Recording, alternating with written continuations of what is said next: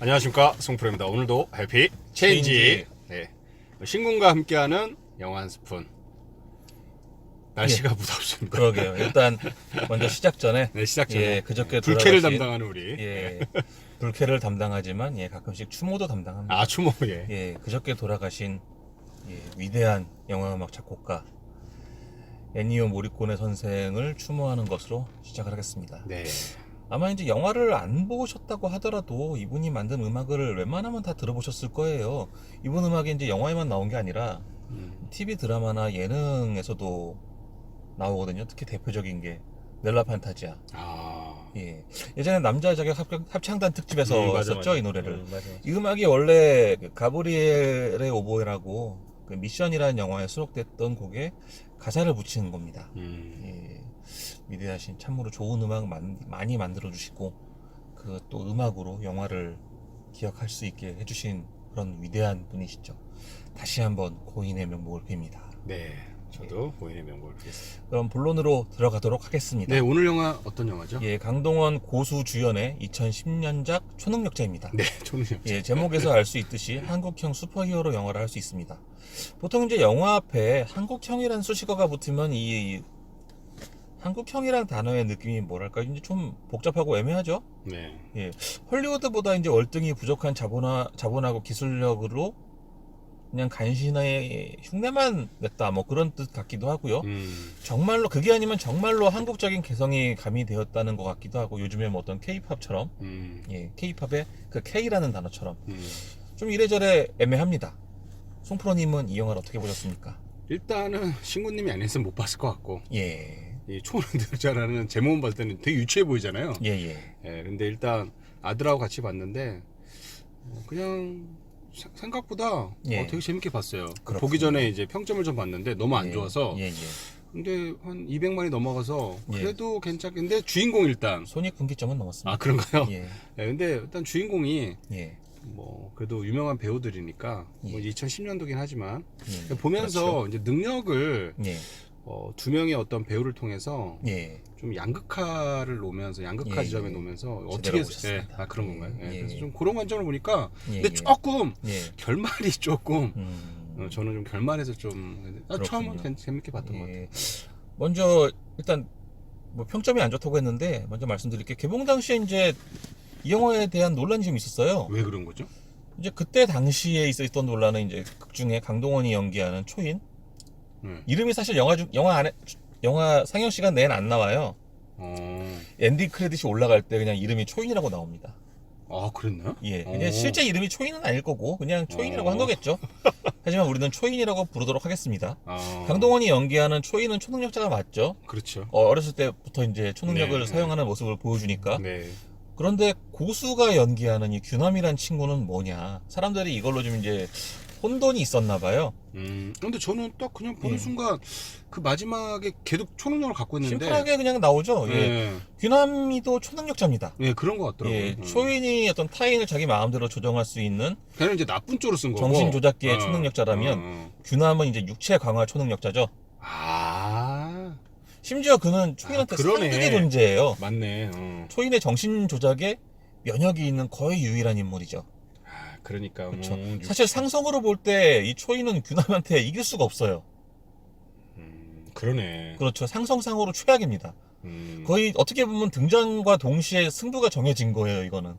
보통 이런 식으로 승부가 정해지다시피 하는 것도 어떤 헐리우드 슈퍼히어로물, 마블이나 DC에서 만든 그런 영화에서 좀 찾아보기 어려운 모습입니다.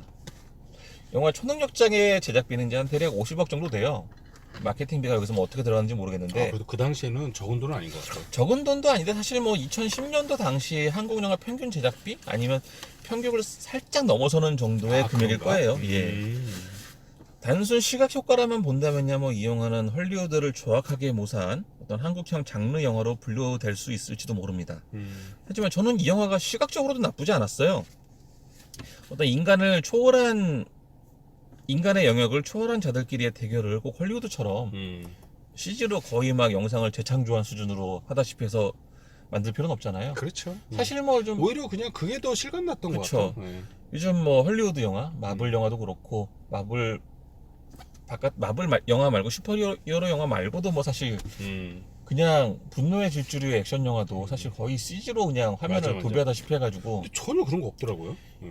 요즘 헐리우드 영화는 사실상 어떻게 보면 실제 배우들이 등장하는 애니메이션 같은 그런 느낌이죠. 네.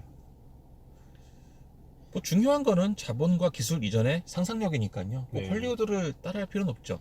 이 영화의 상상력은 어떤 영화의 규모를 키우고 볼거리를 늘리는 식으로 작동을 하는 게 아니라 어떤 윤리적이고 정치적인 고뇌와 대립을 어떤 방식으로 담아내서 보여줄 것인지에 치중되어 있다고 할 수 있습니다. 네. 기본적으로 초능력자는 인간의 이기성과 이타성이 격돌하는 영화라고도 볼 수 있을 거예요. 이 초인이라는 사람은 주위 사람들을 조종해서 자신의 이득을 취하는 인간이죠. 반대로 규남은 이타적으로 움직일수록 점점 더 강해지는 인간입니다. 그러니까. 어떤 규남의 초능력이 발휘되기 이전에도 이 사람이 굉장히 착하고 남을 위하는 마인드를 가진 인물이라는 것을 보여주는 게 그 직장 동료이자 절친한 친구인 터키에서 온 네. 오랜만에 봤어요. 그 두 명. 네. 그쵸. 네. 이 사람의 말을 통해 입증이 되죠. 이제 돈을 떼었다. 이 사람이 인생에 3번의 위기가 온다 뭐 이런 말을 하면서 그 전에 돈 떼이지 않았느냐. 근데 규남은 그냥 준 거라고 말을 해요. 처음에는 그냥 볼 때는 그냥 쪽팔려서 그렇게 말을 했을까 생각을 했는데 이 사람이라면 정말 자기가 그냥 줬다고 생각할 수도 있을 것 같죠. 정말 착한 사람이니까요. 그리고 초반에 규남이 공장 노동자들과 함께 이제 일을 하고 식사를 하고 길다란 의자에 앉아서 휴식을 취하는 장면이 나옵니다. 기억나십니까? 그렇죠. 기억이 잘 안 나. 초반에 살짝 스쳐 지나가듯이 나와요. 아, 그랬나요? 예, 짧지만 굉장히 센스 있는 컷이라고 생각을 하는데 그, 전부 다 외국인 노동자들인데 이제 규남만 한국인이죠. 맞아요. 예. 규남이 거기서도 굉장히 어색함 없이 앉아 있죠. 규남이 누구 편에 서는 인물인지, 그리고 규남이 어깨를 나란히 한 그 보통의 사람들 중에서도 결국에는 두드러질 수밖에 없는 인물임을 드러나는 재치 있는 컷이 아닌가, 저는 그렇게 생각을 합니다. 초이는 이제 자신이 만든 마을 모형이 있잖아요. 손재주가 있는 사람이에요. 맞아요. 거기서. 그걸로 먹고 살지 그냥. 네, 그러니까. 능력을 이상한 데 발휘했어요. 그 모형을 만들고 자신의 인형을 딱 세워놨죠. 그거를 보면서 이제 언뜻 알 수 있듯이 사람들과 같이 섞여서 어우러져 살고 싶은 욕망이 있어요, 이 사람도. 있긴 있지. 하지만 이 사람은 결정적으로 생계를 위해서 군림을 합니다. 좀 악당치고는 좀 짠내나는 악당이긴 해요. 굉장히 이중적이죠. 그리고 그의 이러한 이중성은 자신의 능력과 신체 장애 때문에 어떤 자신이 남들과 다르다는 것에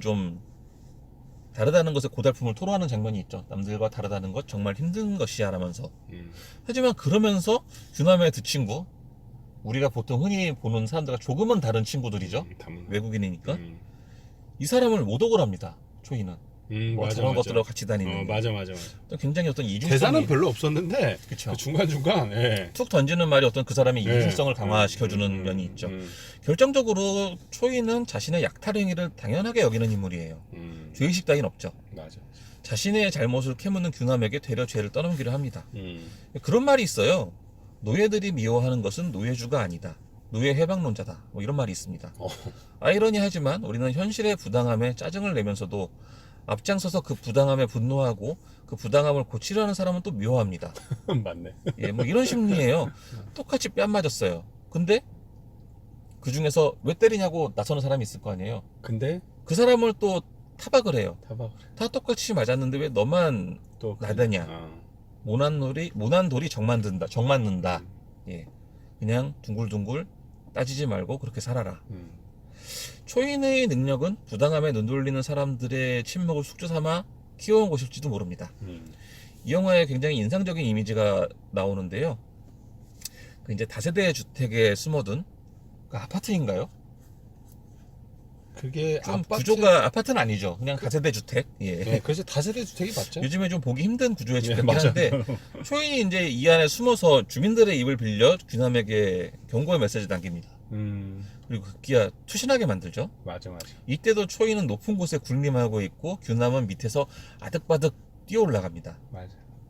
모두가 침묵하거나 정신을 놓아버리거나 그게 아니라 하더라도 그냥 정신을 놓은 척이라도 하는 시대와 공간 안에서 홀로 자신의 목소리와 의지를 가지고 정의를 행한다는 것은 이처럼 고독한 일일지도 모르죠.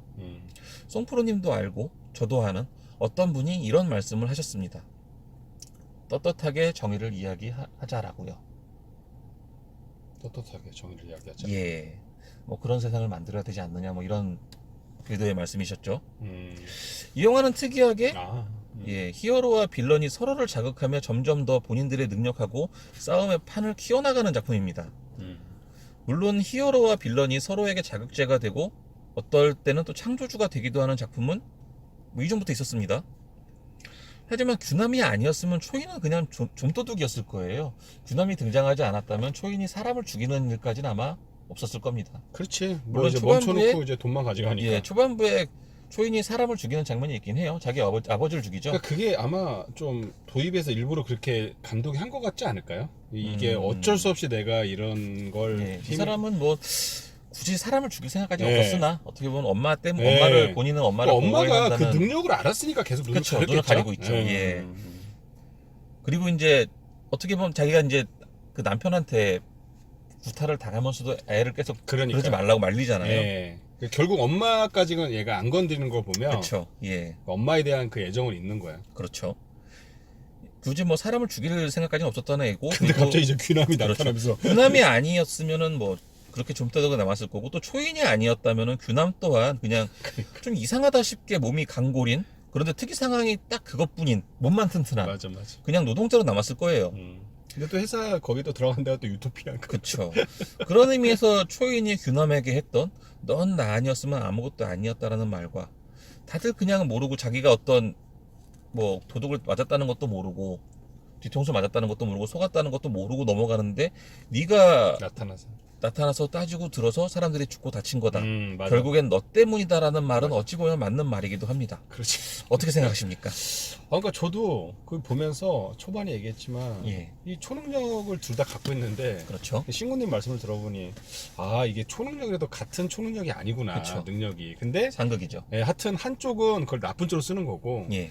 이쪽은 그걸 몰랐다가 그러니까 그 초인을 통해서 발견하면서 그렇죠. 좋은 쪽으로 원래 이제 이타적인 그렇죠. 마인드의 소유자죠. 왜 소유자인데 예. 거기에 더 이제 이타적인 힘을 예. 가꾸면서 쓰다 보니 계속 충돌이 되면서 이제 궁극적으로는 이제 극단적인 선택이 되는데 초인의 말은 그거죠. 결국에는 아무도 모른다. 내가 맞아. 잘못했다는 것도 모르고 걔도 뭐 이게 잘못이라고 생각 안 할 거예요. 아무도 모른다. 너 때문이다. 서로 남 탓하는 거지. 그런데 밝혀지지 않은 비리가 있었습니까? 밝혀지지 않는 비리가 무슨 의미죠? 그러니까 뭐 부정이든 부패든 비리든 밝혀지지 않는 게 있던가요? 경우가? 언젠간 드러나죠. 언젠간 다 드러났죠. 그렇죠. 시간이 좀 걸릴 뿐이지. 그러니까 아무도 몰랐다, 모른 척 지나갈 수 있었다라고 하지만 초인의 이 말은 거짓입니다. 누군가는 알아요. 언젠가는 알게 됩니다. 이 영화에서는 전당포 유토피아의 사장님이 알게 되죠. 남다른 관찰력으로 장부를 꼬박꼬박 기재를 하면서 이게 내 인생인데 맞아. 뭔가 알 수 없는 게 왔다. 뭔가 알 수 없는 균형이 일어나는 걸 이 사람은 자신만의 감각으로 눈치를 채는 거예요. 어떤 의미에서 보면 이 사람도 초능력자죠. 그렇지. 예. 근데 그 사람은 이제 그런 기록과 그쵸. 철저한 그런 것 때문에 아는 거고 그렇죠. 그 초능력보다도 뭐 어떻게 보면 초능력이라는 게 그냥 남들보다 조금 더 두드러지면 그렇지. 초능력일 수도 있는 거니까. 초능력이지. 설령 몰랐다 치더라도 몰랐으면 잘못이 아닌 게 됩니까? 하긴 뭐 규남이도 그의 초인이 아니었으면 그런 능력을 몰랐겠죠. 그렇죠. 몰랐다고 하더라도 잘못이 아닌 게 되는 건 아니잖아요. 그렇죠. 잘못된 건 잘못. 사람 사는 세상에선 최소한의 가치 판단과 최소한의 윤리적 기준점이라는 게 있잖아요. 어떤 실용이나 안정을 빌미로 이 가치 판단과 윤리적 기준점마저 무너뜨리는 게, 그리하여 어떤 인간 다음에 뿌리마저 뒤흔드는 게 바로 독재의 속성일지도 모릅니다.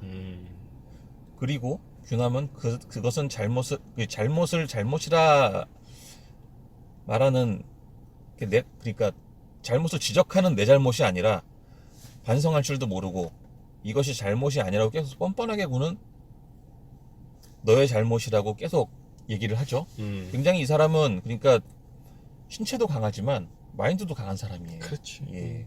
그리고 결정적으로 이 사람은 네가 죽인 만큼 나는 사람들을 돕고 살리겠다 말하는 것으로 어떤 가치 판단의 기준점을 명확히 합니다.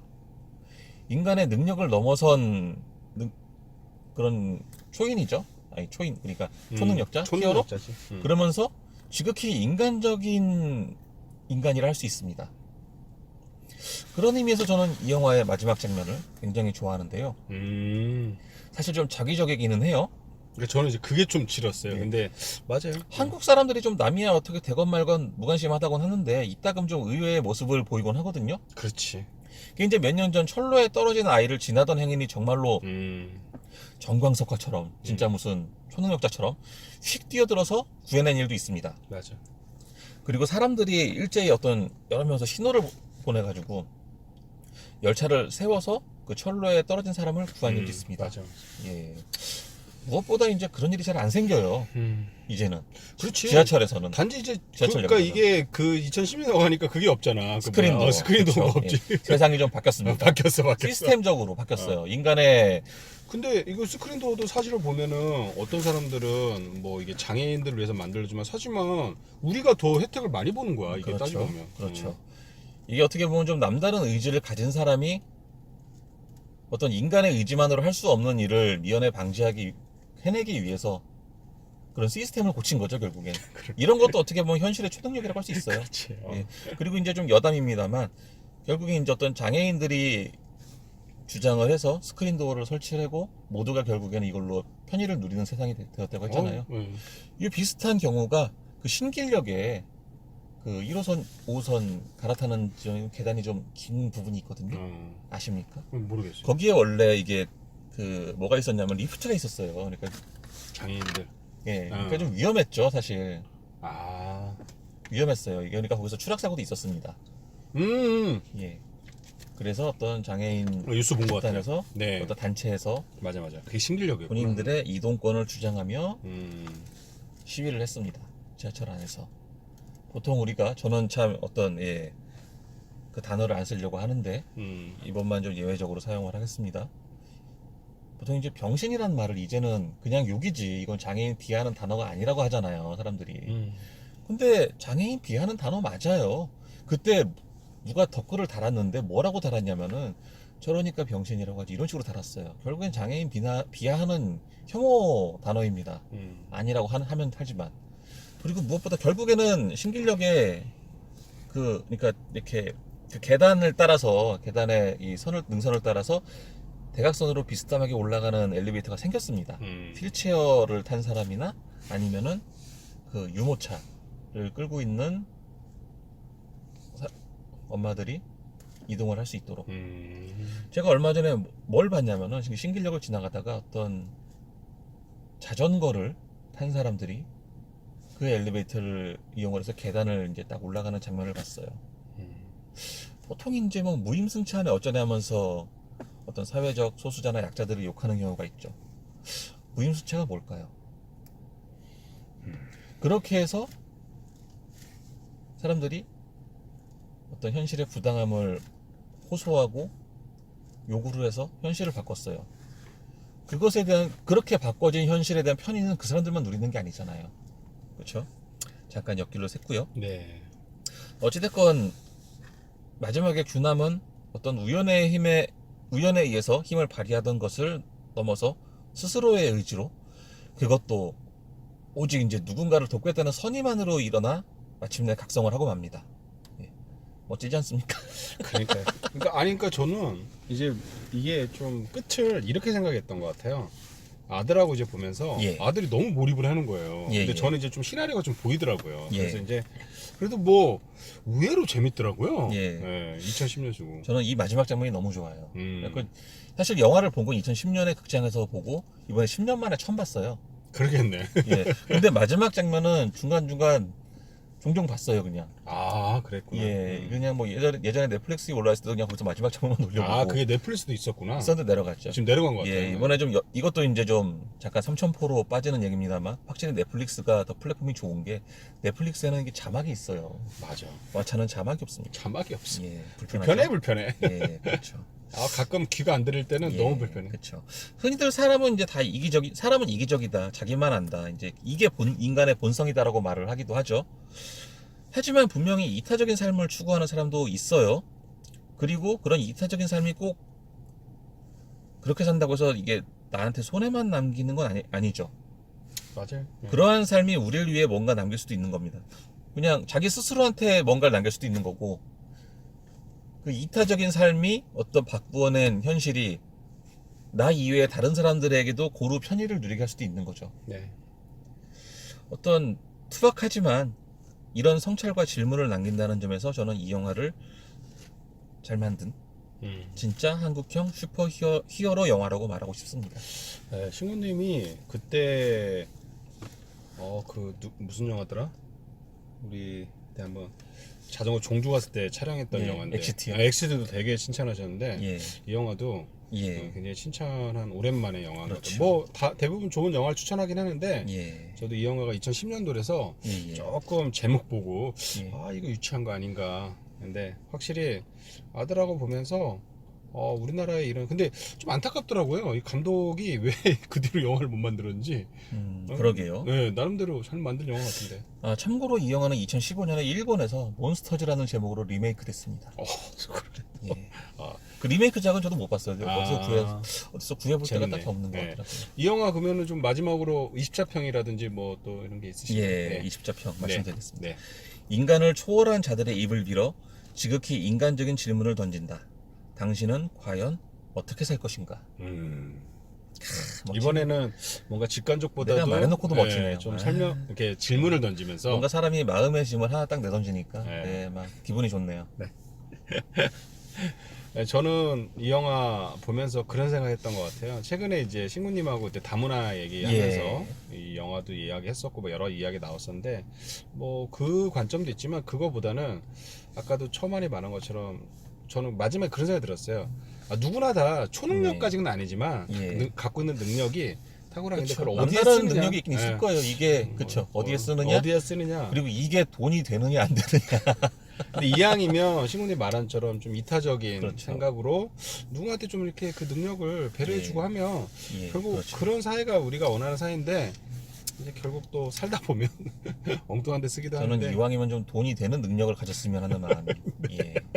근데 신구님이 이제 항상 뭐 저희가 개별적 이야기하지만 그건 또 뭐 나중에 기회가 되면 또 이야기하도록 하고 뭐 마지막으로 오늘 말씀도 하신 거죠? 그렇습니다. 네, 알겠습니다. 저희 그러면 다음에 또 좋은 영화로 또 인사드리도록 하겠습니다. 행복한 저녁 보내시고 남은 시간도 해피 파이어!